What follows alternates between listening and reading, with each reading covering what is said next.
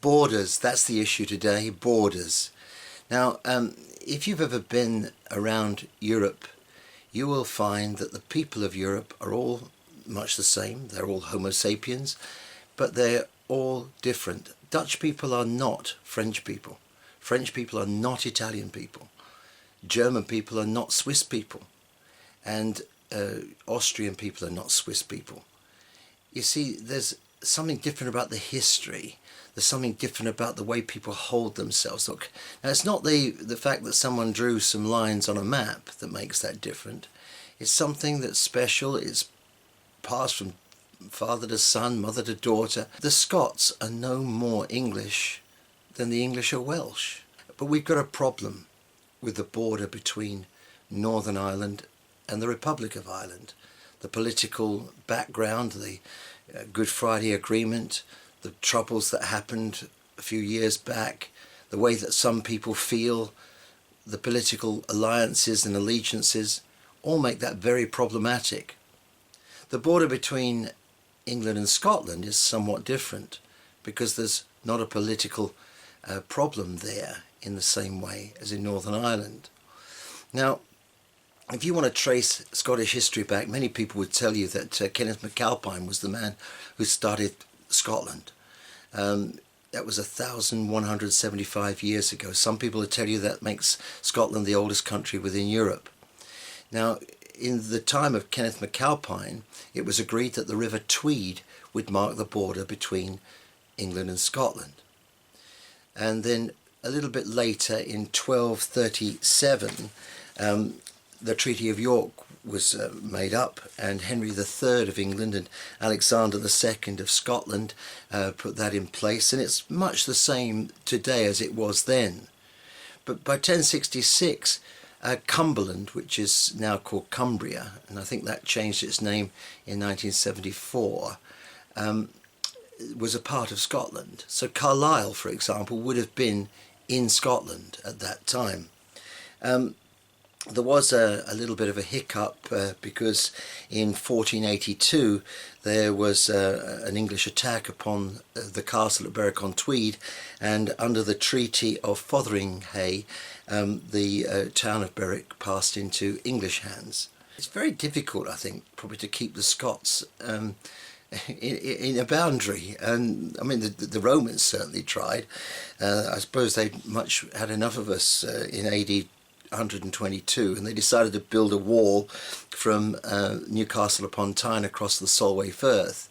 I suppose technically it didn't mark the border, but it was a nice straight line straight across that bit of land, and it definitely was either keeping people in or keeping people out, and that's what that border did.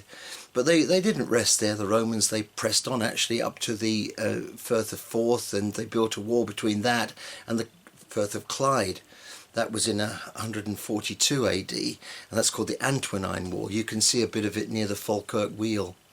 It took them a fair old time to build that wall, but they abandoned it after 8 years. Probably the Caledonians were a little bit too much for them. The town of Lockerbie is synonymous with the fateful night when the Pan-American airliner 103 was blown up above it and came down upon it on the 21st of December 1988. The town is recovered, and the area in which most of the plane fell to earth has now been restored to a normal residential street. And down here. What's the significance of the border? Well, at the moment, I'm English, I'll say that straight away. I lived in England. We didn't realise how badly off Scotland was. Been living here and married to a Scot, that I've come to realise that things are not as they should be, and a border, a firm border, would be a good idea. Nicola Sturgeon gave an interview to Der Spiegel, the German magazine, just recently. England is Scotland's biggest trading partner. Suddenly there would be a hard border. Nicola Sturgeon said, "I don't want a hard border between Scotland and England." Der Spiegel said, "If you're in Europe and others are out, there has to be one. Nicola Sturgeon said, well, let's wait and see what the outcome is. That depends on the rest of the UK's ultimate relationship with the EU. I will always argue that it should be as close as possible, but it's not me that's creating the risk of borders. It's the people who want to take the UK out of the EU, out of the single market, out of the customs union. There is no more reason why there should be a border between an independent Scotland and the rest of the UK than there needs to be a border between France and Germany. Der Spiegel said, how would Scotland survive independently? North Sea oil and gas are getting sparse, and you can't run an economy on fish, whiskey and tourism alone. Nicola Sturgeon said, you need to learn a little more about the basis of the Scottish economy. Scotland is a country that is richer in natural resources than most other countries on the planet. Rich people, rich assets, like education, and Scotland will prosper. If you look at most countries similar to Scotland in size, they do better economically. Nothing you can do really. About the firm border, nobody really knows what's going to happen, but as far as borders go, and from a personal point of view, Scotland's best route out of this muck is to claim independence rather than ask for it. Marion Good. And what do you think about it all then? We have to be independent. Boris or the other one. No way. What do you think then? So we should activate the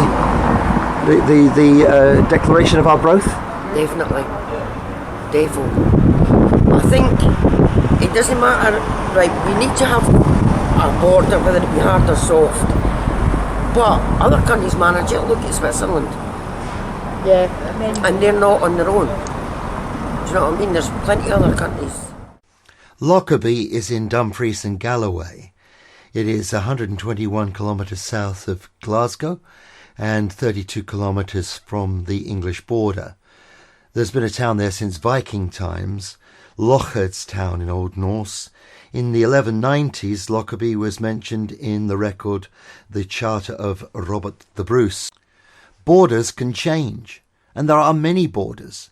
You can have borders between parishes for churches. You can have borders which are because of the constituencies of parliaments, and of course the borders between countries. Different political parties coming to power can change the borders, and also war would be another reason that borders might change. And not one country that's gained its independence has ever regretted it. Yeah. As our Scottish Government shows us now, we can run Scotland better than England can run England. So with full powers of independence, Scotland will be a wealthy country, and happy country. forward, happy, wonderful country. But just now, as the lady said, with Boris Johnson going to be Prime Minister, Scotland is going to go down the pan. See, once we get our independence, we can then, if we decide to, change the whole system, right? Make it a much fairer voting system if we still want to do that road, right?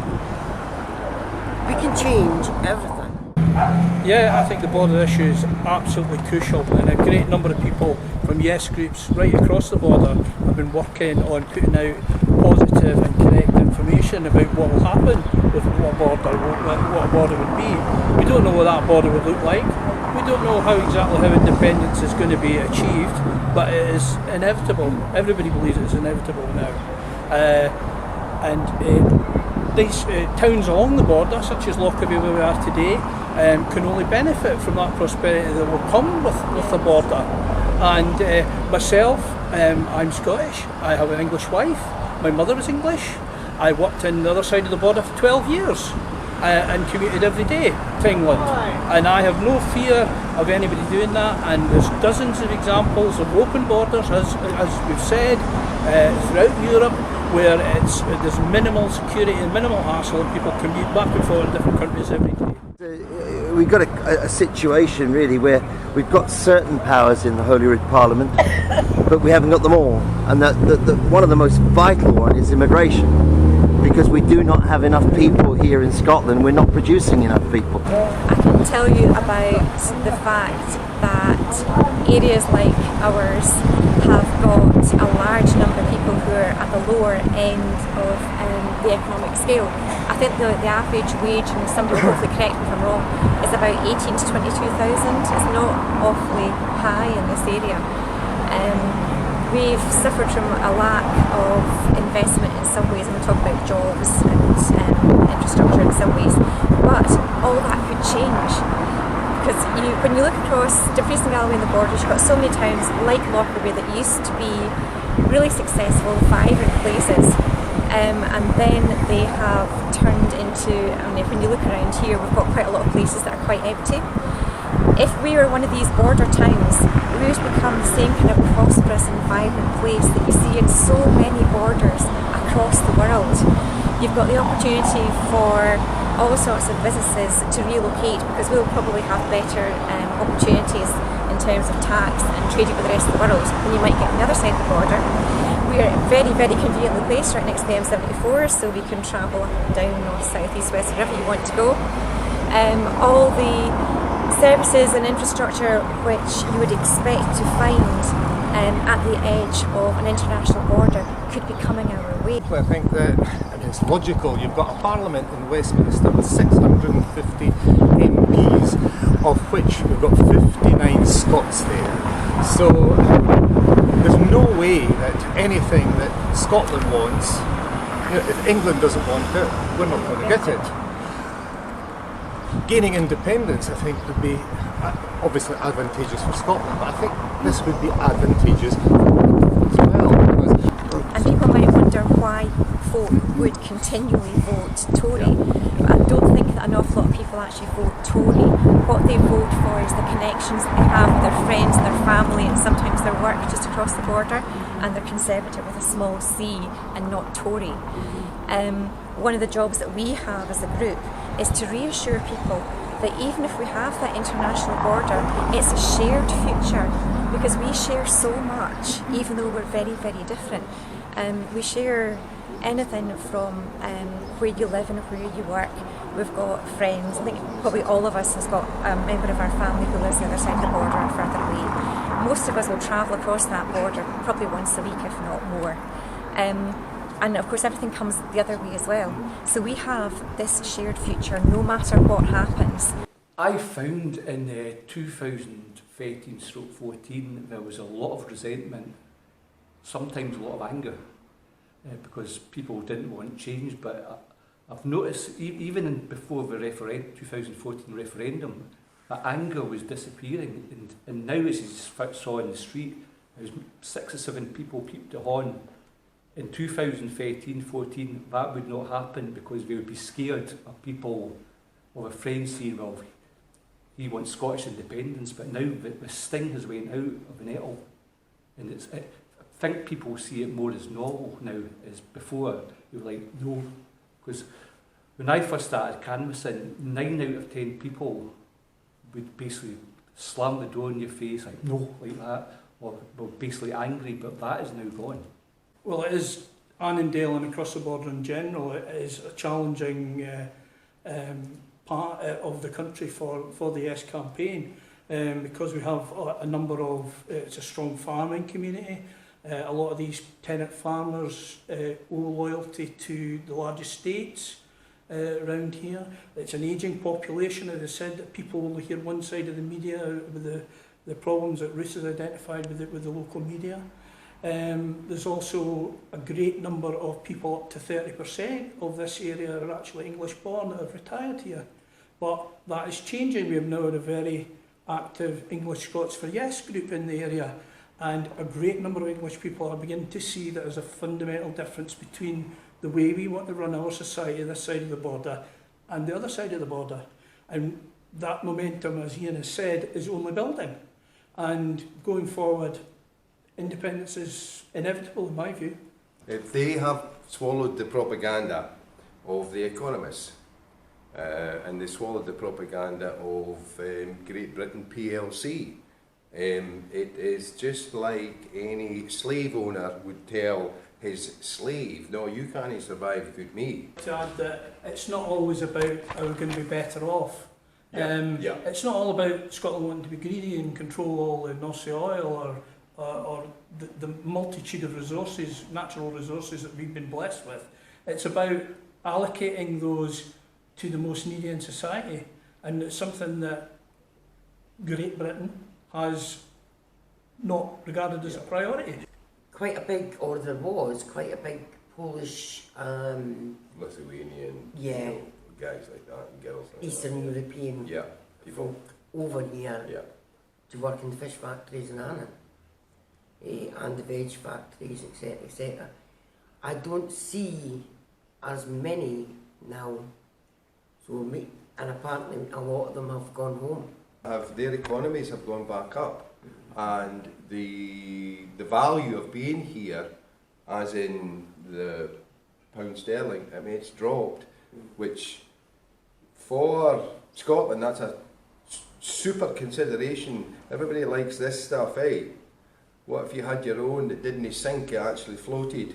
So the value of the pound, or the proposed value of an independent Scottish currency, that's a horse to be backed, I think. We do occasionally get letters in to the local paper. It's very difficult to get any kind of article in, no matter how you write it or how you present it. The Standard is owned by the Daily Record, I think. And I'm not sure who owns the Annandale, but it's definitely it's much more favourable towards our local MSP and MP of the Mundell variety. The local radio is almost impossible to get anything on, and we pick up Border TV here, which is coming out of Newcastle, so again you're not really going to get very much, certainly not very much favourable coming from there. So it's really, really difficult to get anything out to the general public. Plus the fact that Dumfries and Galloway has a relatively low uptake of the internet, and where you can get it, it's not necessarily the best quality. So trying to get your message across any sort of mass amount of people is really difficult. You're back to standing on the street corners. The largest footfall tends to be places like supermarkets, because we have so many small communities, but you can't get to the supermarkets because they don't want to have you on their property. A great example of that is two different headings on the same paper. One's an English edition and then one's a Scottish edition, and they say completely different things on the same subject. So the thing about misinformation, disinformation. Annandale has always valued people coming to this community. There's many of the people in Lockerbie descend from Italian families who came over here before the Second World War. Yeah, some of the most prominent citizens in Lockerbie are descended from Italians. We have hundreds of descendants from Ukrainians who were imprisoned here during World War II and chose to make their lives in Annandale after the war. More recently we've had the Polish immigrants that have came. They've all welcomed, they've all become Scottish. They've all added to our society and they've all been made very welcome. And long may that tradition continue. Immigration, Dumfries and Galloway New Infirmary, which was built courtesy of the Scottish Government, thank you very much, has had, well, the Scottish Health Service here has got a long history of finding it really difficult to maintain particularly the high level staff. Immigration is really, really important because we need those, particularly the higher level staff, coming from other places to fill those positions and keep all our people with a good standard of health until we can train our own people. Yep. Eventually we will do that, but we have to have the confidence in ourselves to do that in the first place. And that's why we need all these other folk coming along to help us to build that confidence. I think confidence is probably the major thing that we have been told that we are rubbish for so long, that it's very difficult to turn round and go, do you know, actually, we're all right and we can do something better. And we need to start believing it. Yeah. And again, with back to the border thing, if there is an exchange rate, well, you know, there's another, shall we say, a wee niche for somebody that wants to be an exchange, you know, a coin exchanger.